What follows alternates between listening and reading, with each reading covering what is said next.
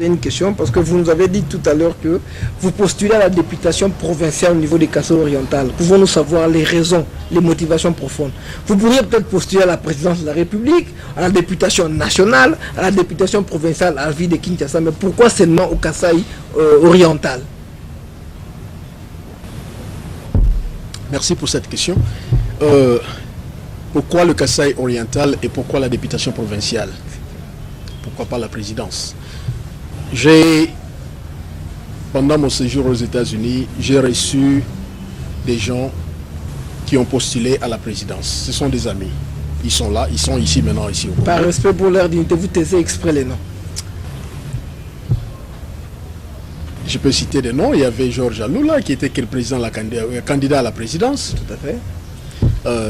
En 2004, le pasteur Coutinho est venu chez moi aux États-Unis. Je l'ai reçu, je l'ai amené à la CNN.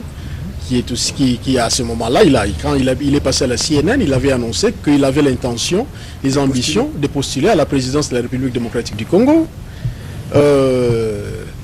Mais aujourd'hui, nous savons ce qui s'est passé. Bon, ça c'est notre sujet.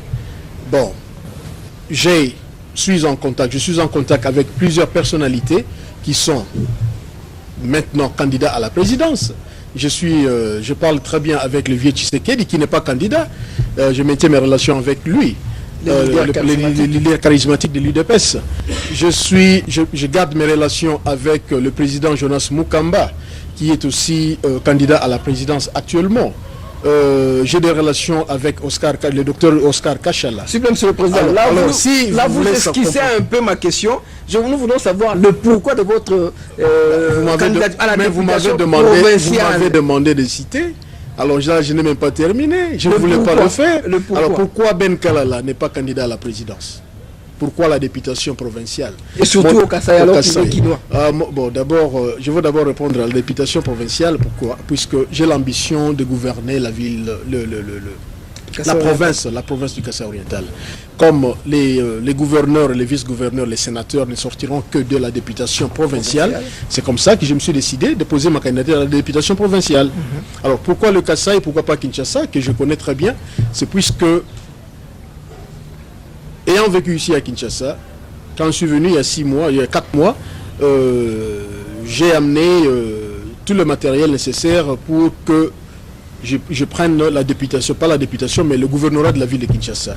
Et en arrivant ici sur place, les réalités sur terrain. Les réalités sur le terrain. Et après concertation avec plusieurs personnalités influentes, politiques alors,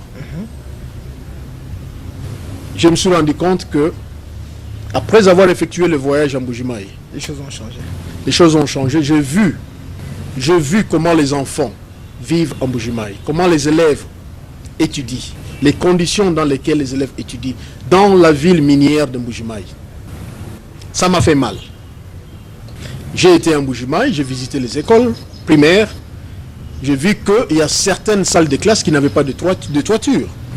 J'ai posé la question au directeur de l'école primaire pour me dire qu'est-ce qu'ils font des enfants quand il pleut. Il me dira que, mais M. Ben Kalala, quand il pleut, c'est-à-dire que nous renvoyons les enfants à la maison. Alors, mes chers amis, chers téléspectateurs, peuple congolais, je m'en veux poser une question. Nous vivons dans un pays, dans un climat tropical, où il pleut presque toute l'année. Durant l'année scolaire, qui compte 9 mois, la saison sèche ici au Congo prend 3 mois. C'est-à-dire, la majorité de l'année scolaire, c'est pendant la saison de pluie. Nos enfants que nous envoyons à l'école étudient. Et s'il pleut, ils rentrent à la maison. C'est-à-dire que pendant une année scolaire, ils peuvent manquer 100 jours, 150 jours de pluie. Le 2 juillet, automatiquement, c'est la fin de l'année scolaire, il y a proclamation. Les enfants passent de classe. Avec quel bagage intellectuel? Qu'est-ce que nous sommes en train de former? Qu'est-ce que nous sommes en train de faire à nos enfants? La conclusion que j'ai tirée est simple.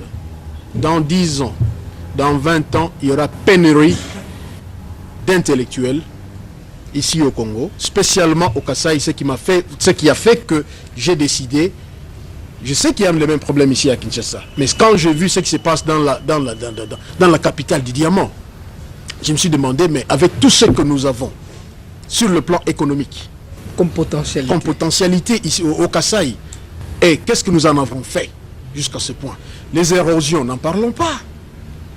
J'ai des images que j'ai ramenées de Mbujimaï, que je ramène aux États-Unis, puisque quand nous parlons de ces conditions, des enfants qui étudient sous le soleil, sous la pluie, les gens à l'extérieur ne peuvent ne pas comprendre exactement ce que nous sommes en train de dire. C'est un lointain mirage pour voilà. Les États-Unis. Alors, je me suis déplacé pour aller jusqu'en Mbujimaï et voir ce qui se passe.